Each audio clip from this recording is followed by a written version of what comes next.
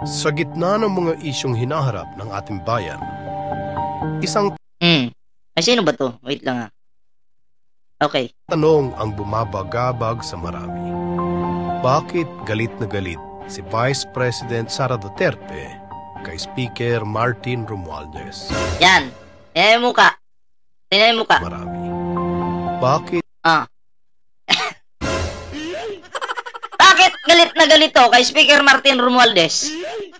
Bakit? Ako? Hulaan ko lang. Kasi lahat nitong mga baho ni Sara Duterte, okay, ang House of the Representatives po ang nakabisto. Diba? Ang mga galawan ni Sara, paglulustay ni Sara, pinupukusan po ng House of the Representatives. Diba? Kaya ganunan lang po kung manggigil itong si Sara Duterte kay House Speaker Martin Romualdez. Bistado eh. Kung ikaw, meron kang kasamaang gagawin tapos mabibisto ka, magigigil ka talaga dun sa taong nag-booking sa'yo. Diba? Halimbawa na lang, bigyan ko kayo ng example. Dalawa kayo magkapatid. Ikaw, kinupitan mo yung tatay mo ng coins. Kinuha mo sa bulsa niya, nakita ka ng isang kapatid mo. Sinumbong ka ngayon sa tatay mo. Anong mangyayari doon? Anong mangyayari? Anong feeling mo? Di ba manggigigil ka dun sa kapatid mo? Sabihin mo, bakit mo ako sinumbong? Bakit mo ako sinumbong? Bakit mo ako binuking? Ganun yun. Di ba? Kasi, isa sa dahilan kung bakit nanggigil po itong si Sara Duterte kay Speaker, gusto kasing, siniraan kasi ang Pangulong Bongbong Marcos. Diba? Tapos, pag nasiraan ng Pangulo, syempre, ang balak nila patalsikin sa posisyon bilang Pangulo. Tapos siya yung papalit. Hindi po nag-success. Dahil yung House, no? Yung isa sa humarang para hindi magtagumpay itong mga ganitong klaseng tao. Nanggigil si Sara ngayon. Nakatandaan nyo, noong merong pulburon video, tapos bigla siya ng ibang bansa. Okay? Ang sa akin lang doon, ang nakikita kong plano doon, lalabas siya ng ibang bansa, magkakagulo sa Pinas. Kasi may pulburon, yung fake nga. Yun yung ine-expect niya eh. Para pag may gulo sa Pinas, hindi siya kasama. Kunyari, nagbakasyon, ganito, wala akong alam dyan. Ganon. Yun yung plano sa isa. Sa nakikita ko Yun yung plano. Kaya nga lang, hindi po nag-success yung plano ng mga nagnanakaw. Para pagbalik niya ng bansa, siya na yung presidente. Parang ganun eh. Diba? Umalis siya. Kaso hindi naman nagtagumpay yung pulburon video. Halatang halata kasi. Halatang halata, Sara Duterte. Nung hindi siya nagtagumpay, lalo siyang nanggigil. Sabi niya siguro, ano ba naman tong kahit anong diskarte ko dito? Hindi ko mapalitan si Pangulo. Atat na ako maging Pangulo. Ayan po yung isa sa plano. Hindi nagtagumpay. Naalala niyo, sabi ng mga aswa-aso ni Sara, ng mga Duterte, hanggang January ka na lang. Hanggang December ka na lang. Ano na tayo ngayon? Enero, Pebrero, magmamarso na. Asan na yung kanilang kaululan? Sabi pa nito mga laos na mga Simitran at Dado, uy, 51 billion ka. 51 billion. 40 million kami. Susugod kami dyan. Kahit isa, wala pong sumugod. Dahil po, no, lahat ng mga lumalabas sa kanilang bunganga, hindi po totoo yun. Yung mga milyon-milyon daw sila, hindi po totoo yun. Diba? Wala pong katotohanan yun. Ano lang yun, kumbaga, para yung mga DDS na mga walang kamuang-muang, walang kaalam-alam, lalong humanga. Wow, ang dami pala namin. Yung pala, wala.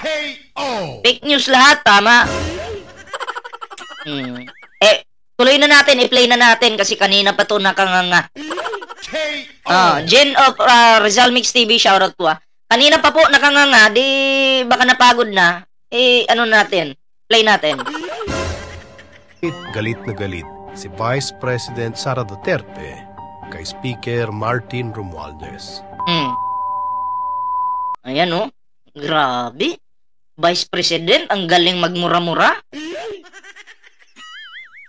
Tanong ko sa inyo, yung mga anak ninyo, kayong mga DDS tanong ko lang.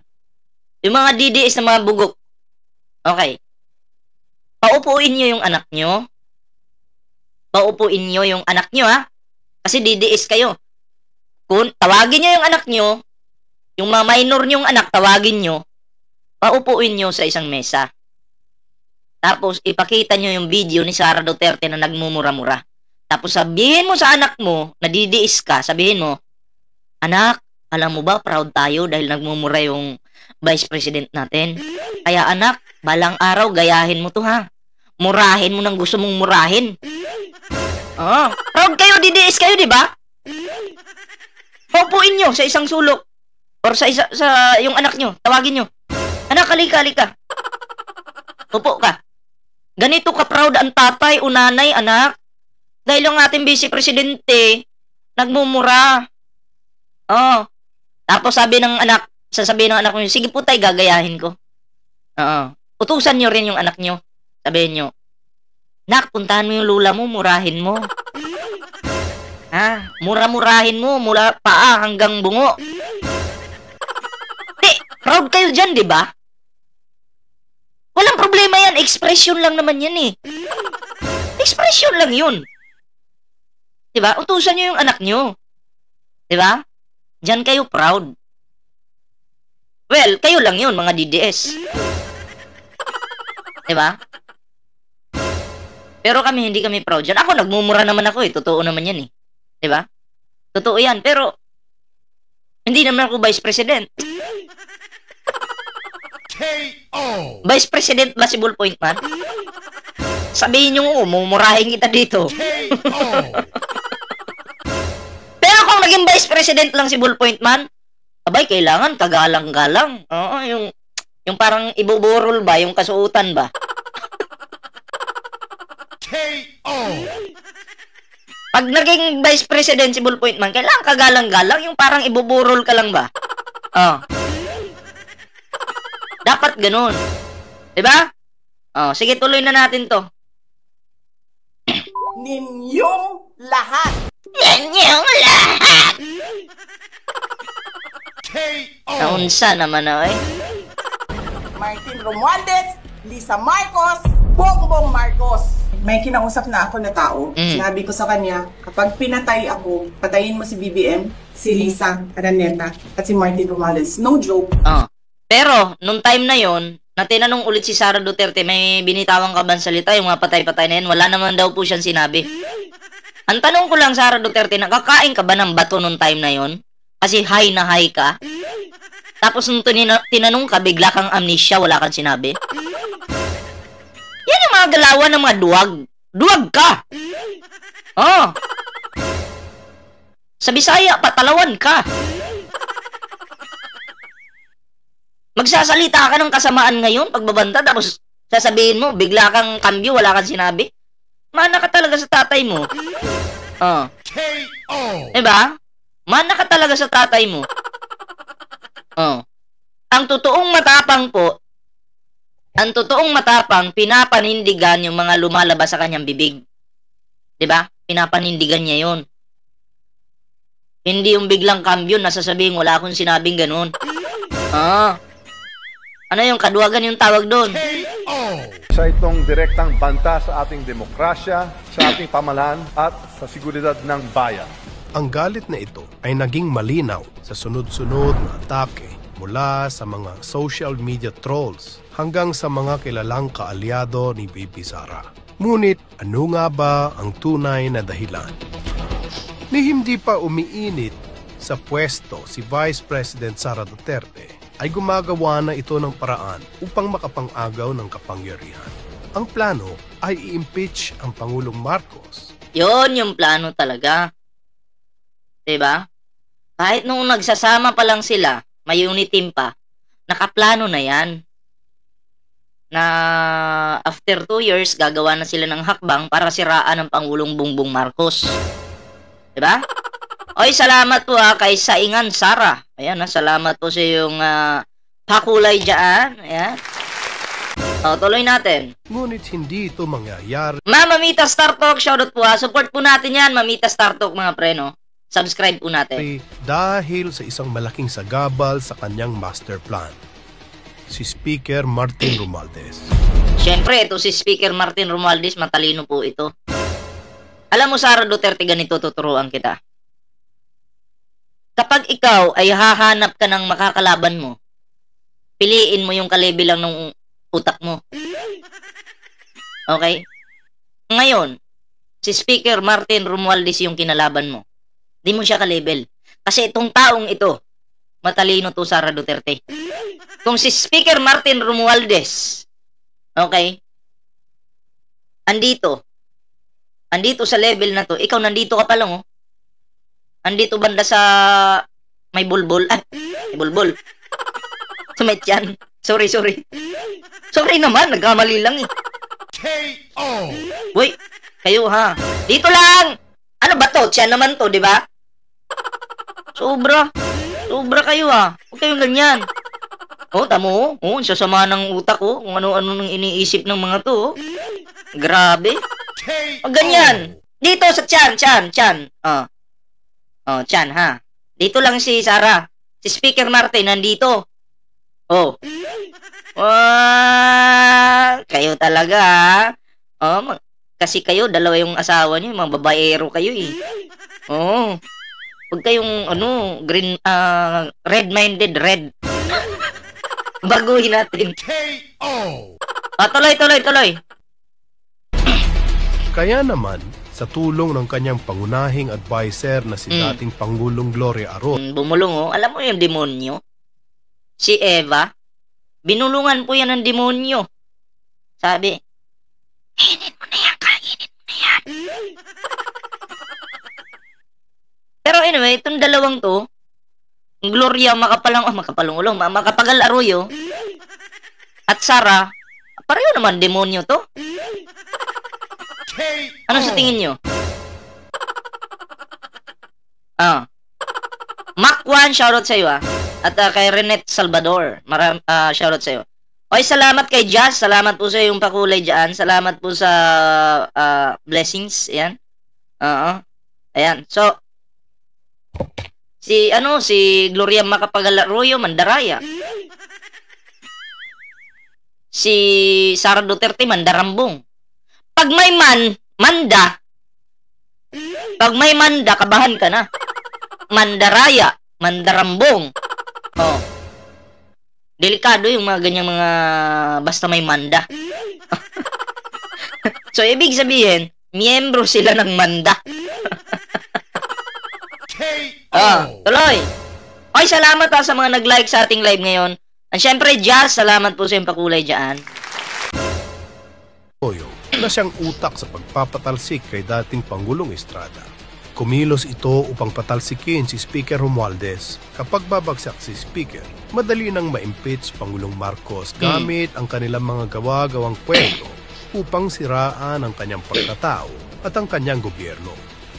Ngunit si Speaker Martin Romualdez ay nanindigan. Hindi para sa ambisyon, kundi para protektahan ang mandato ni Pangulong Marcos at ang interes ng bawat Pilipino. Ang laban na ito at ang laban ni Speaker Martin Romualdez ay hindi lamang tungkol sa politika. Ito ay laban para sa kinabukasan ng ating bansa. Tama. Diba? Nakikipaglaban po si Speaker para sa bansa. At nilalabanan po niya yung mga taong mga kurakot, mapanira, mamamatay tao. Nilalabanan niya po yan. Diba? Nakikipaglaban po si Speaker dyan. Pero kahit papaano, diba? Kahit ganun yung ginawa niya, masama pa rin yung tingin sa kanya ng mga DDS. Okay lang. Okay lang. Di naman mawawala yan eh. Kasi ang tao, pag successful yung kanyang nagawa or ginawa, ay iinggitan yan. Diba? Si Speaker nandun, si Pangulo nandun, yung mga inggitero na nandito manghampas lupa. Oh, KO. yung mga nag-aabang na mapatalsik yung Pangulo nandito sa baba. Oh, gigil na gigil. 'Di ba? Yun po yun. No? Ang importante po dyan, nakita po natin ngayon yung tunay na kulay nitong mag-ama or ng pamilyang Duterte. Diba? Na talaga namang nagpasama sa ating bansa. Diba? Kaya sabi nga nila, mahal daw yung bigas ngayon eh. Pero tingnan nyo, sa panahon ni Digong, mas mahal po yung bigas noon kumpara ngayon. Sa panahon ni Digong, wala pong 29 na bigas. Wala. Diba? Wala po. Pero ngayon, sa panahon ni Pangulong Bongbong Marcos, makakabili na po kayo. May 29 na pong bigas. At sa mga tamad pa rin na hindi makabili ng 29 na bigas, tamad pero puro reklamo, kumain kayo ng bato. Oh. Kumain kayo ng bato. Kasi yung mga adik po ngayon, na tuwan-tuwa noong presidente po si Digong, tuwan-tuwa po yung mga adik noon nung presidente pa si Digong. Tapos ngayong naging presidente po, itong si Pangulong Bongbong Marcos, sabi nila, kailangan na namin si Tatay Digong. Oh, sabi nila, yun ang sigaw nila. Bakit? Yung bato nahaharang na. Hindi na nakakapasok sa bansa yung bato. So kaming mga adik, hirap na kami. Please, ibalik na si Tatay Digong para unlimited na naman yung supply ng bato. KO. Yan po ang sigaw ng mga adik ngayon. Nagkakaubusan na po ng bato ngayon. Kasi nahaharang na. Diba? And then, binabaliktad nila. Ang Pangulo daw yung adik. Tapos, kumakalat daw yung droga ngayon sa bansa. Diba baliktad? Oo. Meron pa yung adik na may tattoo dito. Kinuntin ko yun eh. Oo. Bangag na bangag eh. Halatang wala nang magamit eh. Diba? Kasi, wala nang supply. Diba? So, yun po, no? Iwasan po natin yung mga politiko na bangag. May issue sa pulburon. Diba? Oo. Alam nyo, ito si Sara Duterte, pasaway din yan. Bakit? Kasi noong siya ay vice mayor sa Davao, nahuli po siya. Nagmotor, meron siyang motor. I mean, 4 wheels ba yung sinakyan niya? Or, si Digong kasi yung nakamotor eh. Nahuli po itong si Sara Duterte, overspeeding po. Diba? Sila yung gumawa ng batas na may limitasyon lang kung gaano kabilis yung takbo mo. Tapos yung gumawa ng batas dyan sa Davao, yan din yung nahuli. Tapos si Digong, nahuling walang helmet. So anong tawag doon? Tapos sabi ng mga didis, ang galing talaga ng mga Duterte. Kasi nagpapatupad sila ng batas dyan sa Davao. Sabi ko naman, yung nagpapatupad ng batas, yun din yung nahuli. Ang tanong, tama ba yun? Siyempre, hindi, di ba? Nakakahiya yun. Ay, naku po. Oy, salamat muna, Luis. Salamat po sa iyong pakulay. Maraming salamat po. Ayan, sa hindi pa naka-like dyan, mag-like na, mag-subscribe, share this video, mga pre.